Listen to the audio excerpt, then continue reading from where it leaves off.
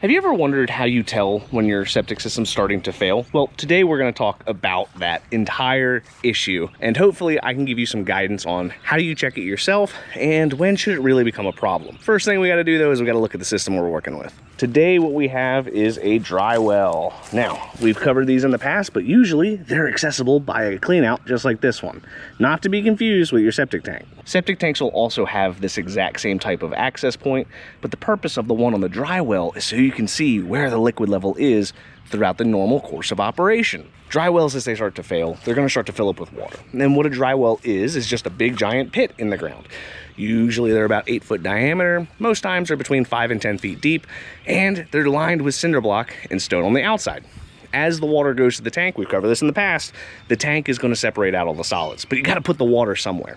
That's where our dry well comes into play. As the water is introduced into the dry well, what's going to happen is it's going to seep its way through those separations in the block and the block itself. Cinder block is inherently porous, so as the water sits there, it's constantly trying to get itself out of the system, so that way it can go back into the soil, nature can do its thing, cleans up the water, and the water goes back to the world as it ought to be.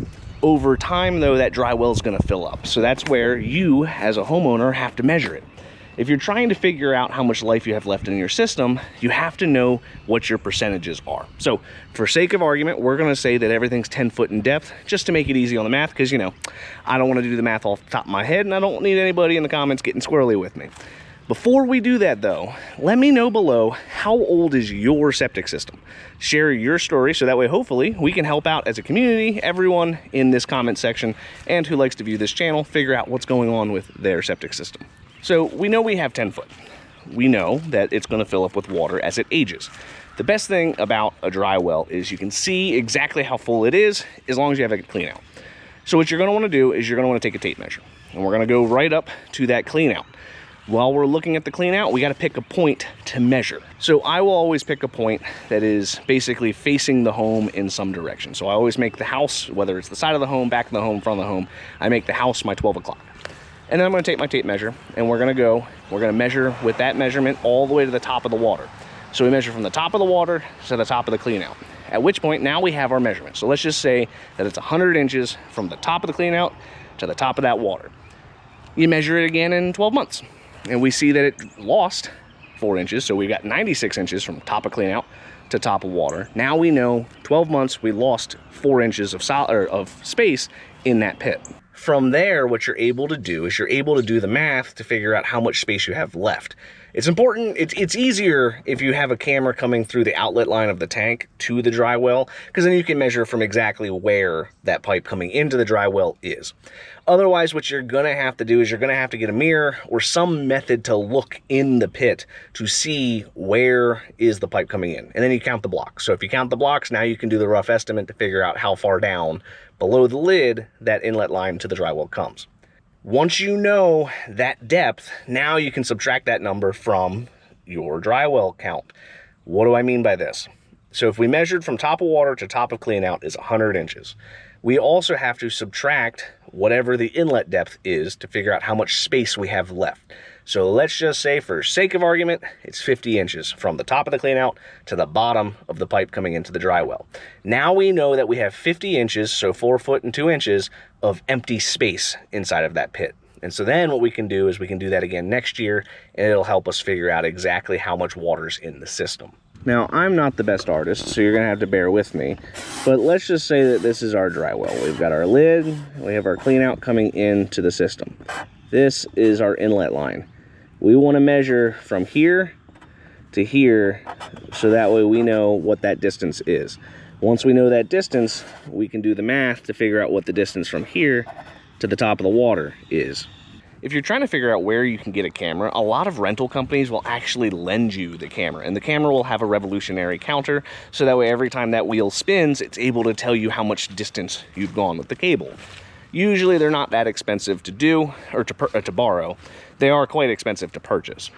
If you're going to use the camera though, it's very important to make sure that you have access to the backside of your septic system. Without adequate access to the rear of the tank, you're just going to be guessing at the distance. Again, the easiest way to deal with this if you don't have a camera or don't have a rent-a-center that's near you If you measure with counting the blocks to figure out where the inlet is, and then you can pick a point on the clean out, measure from there, and that'll usually get you in the right ballpark. Longevity though, now we've got to talk about how much time does that mean. So usually when we have these systems installed, we're assuming that they last about 30 to 40 years. So if we have 10 foot of space, we should expect that we should get about 2.5 foot of space for the longevity of the system.